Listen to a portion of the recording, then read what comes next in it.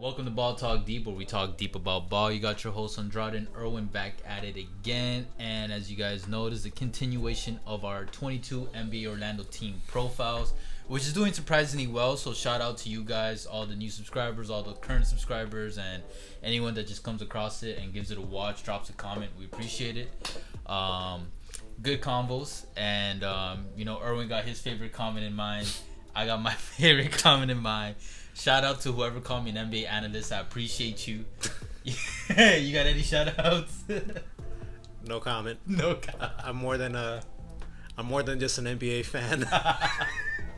If you guys are curious, just check out the Spurs one. That was the Spurs one, right? Yeah, the Spurs. Just go check out our Spurs video.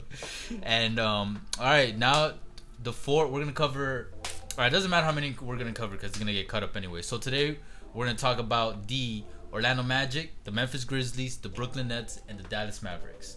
And we're going to start off with the East team, and we're going to go East-West.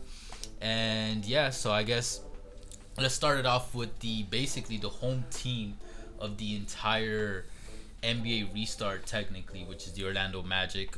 They were also the first team that showed up to the Disney Resort for obvious reasons. I would hope. And for real, could you imagine they were late, or the last team to show up, just chilling back at home? Cuban time. Honestly. And so yeah, I mean, talking about the Orlando Magic, what do you think of the Orlando Magic's chances of staying in the playoffs? They're the 8th seed right now, winning the chip. And what do you think of this team right now going into this whole restart Disney Orlando thing?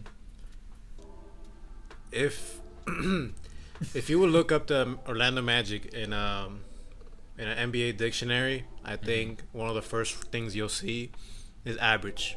That's the first thing that comes to mind of me when it comes to the Orlando Magic. For a fat minute now. They haven't been really good. They haven't been really bad. That's kind of like, they've been NBA purgatory.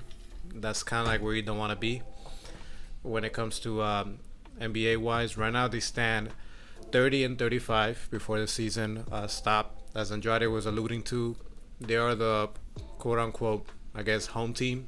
They do play in the Amway Center in Orlando, which is about 30 minutes away from where the bubble is going to occur in the ESPN Wide World of Sports complex.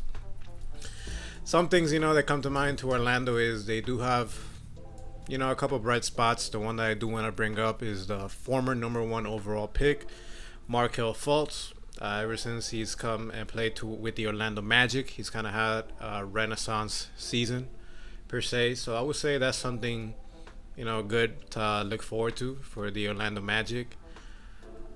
For not only right now, but for the future. The guy's fairly young, and the guy was picked number 1 overall for a reason. So I think some of that potential is still untapped, and he is finally starting to, show the NBA world, why he was considered and he was picked for the number 1 overall pick. Look, I mean, it is gonna help him out. They're the only team that has home court advantage per se, so I guess the mental strain that the Magic are gonna go through compared to what other teams are gonna go through is gonna be less. Are they gonna have a chance, to make some noise in the playoffs?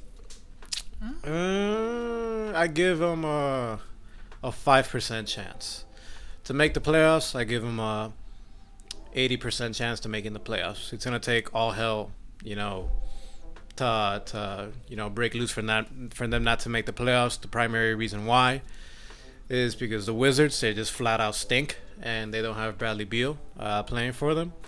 And another team that we're gonna talk about in this episode, the Nets. Well, you're gonna see why I don't. Well, you'll see. But Andrade, what do you think? That's my opinion on the Magic. I gotta agree with you. They're at best an average team. I mean, right now I would say the Magic are in their best little phase that they've been in years since probably the Howard days. Yep. So that's a good sign. But to be honest, all right, this playoffs, they're only a half game behind the Nets. They got a chance to stay because being only half game away from the 7th seed, like if they just play average, which is what we're rating them at, then shit, they'll just stick in the playoffs and be able to play for their home team, quote unquote, and put on for the city. But other than that, they don't have a star player that they could really rely on. They have some positives. I'm actually a fan of Aaron Gordon as a player, not just a dunker. I feel like in the past few years they could have developed him a little bit better in terms of like at least reaching his full potential a little quicker. But still, then he still has a good amount of potential. Markelle Fultz, they're doing a pretty decent job with, especially compared to 76ers, definitely way better job. He had a triple-double game this year, which is insane considering like how he was doing in the start of his NBA career. You know what I mean?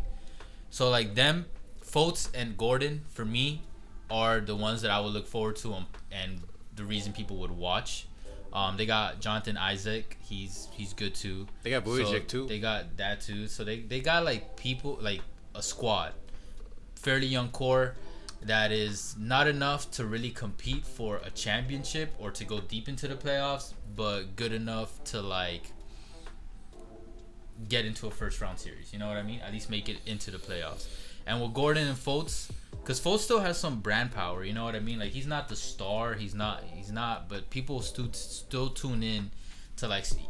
I consider myself one of those people. Like, oh, let's see if he can become one of those Cinderella stories. You know what I mean? Come back from his major downfall. And Gordon, personally, I've been liking him since like 17, 16. Like just, I think he's a pretty solid, with the potential to be a great big man.